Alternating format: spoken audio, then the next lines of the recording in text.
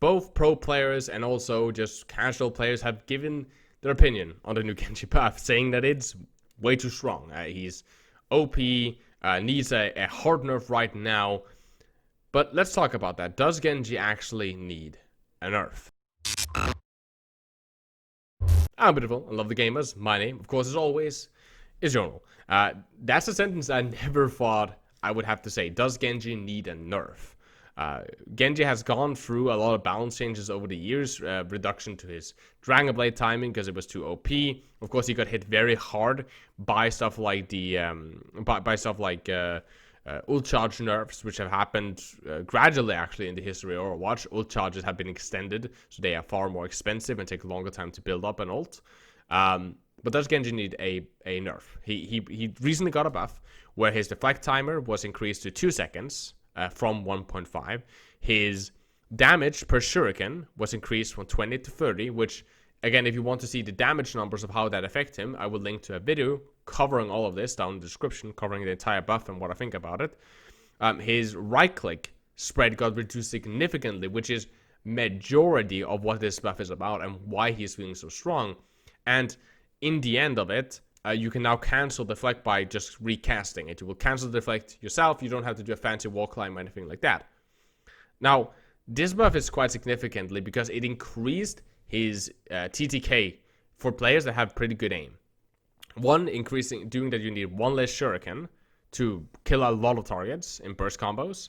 And two, reducing the spread, so when you find up close with somebody, when you're committed to a kill, your shurikens hit far more consistently in the body and far more consistently in the head. So you can line up really powerful bursts of damage much easier than what you could before. Because before, the spread was so wide that, you know, if you wanted to land 2 shurikens, you would have to be really, really close, and you had to angle your crosshair. So you would kind of like, you didn't aim on them, you aimed at the side of their head, so 2 shurikens kind of flew and hit. And it's much easier now to land high burst combos. Like, you can burst Tracer players close range with a dash combo much more consistent than what you could before because of this. And of course, if we're just breaking down the pure stats of a Genji right now, if you are a 200 HP hero, Genji will normally right-click, dash, engage you, right? Now, a right-click dash is, if you add a melee, it will be 110. So if you right-click, dash, and melee, it's 110 damage done directly to you. That's over half the health of most squishies in the game. If you, on top of this, just get another burst of right-click, right? And this, again, this was only if you landed 1 shuriken in your engage and you hit the melee and the dash.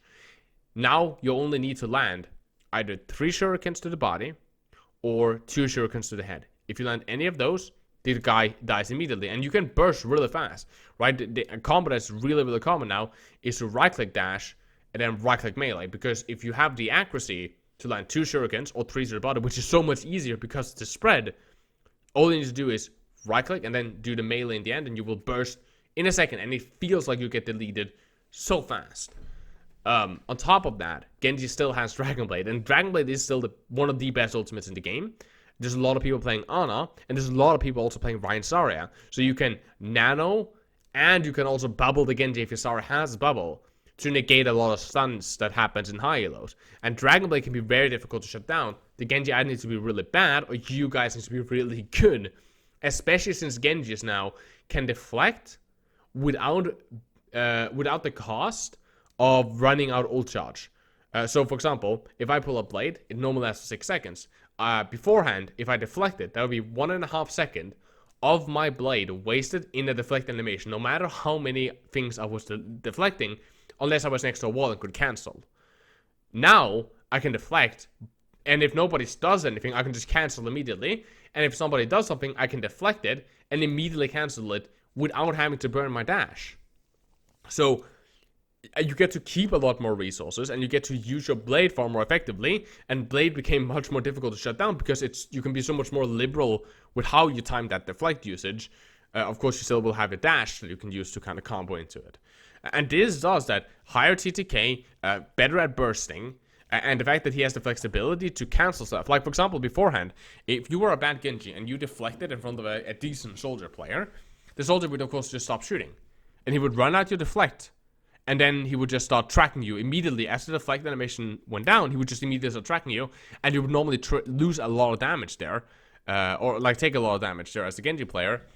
Now, if you stop shooting, you can cancel, and they don't know when you're canceling within those 2 seconds, and then you can chain up more damage with your right clicks, which again does more damage per shuriken, and lets you shoot easier because it's much more tighter, so you can hit far more of them, bursting much faster. Like, I have not been able, like, the amount of times I can now flank solo into backlines and delete players up close, it is significantly increased. The amount of time I can take quick 1v1s or delete somebody and assassinate somebody, it is so much easier.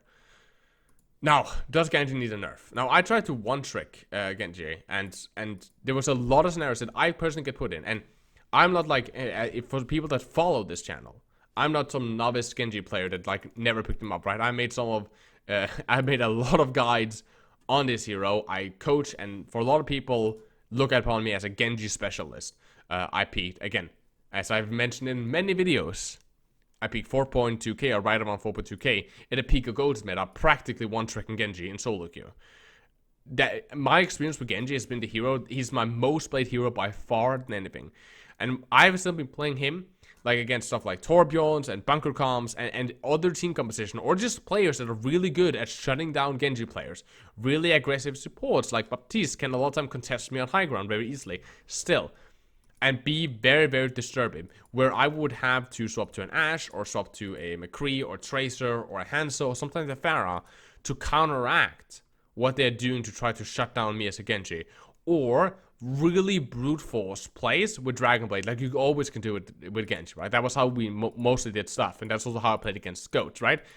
Poke a lot of the tanks, build a Dragonblade, win off Dragonblade all the time, then you just repeat that combo until, you know, you get a game win.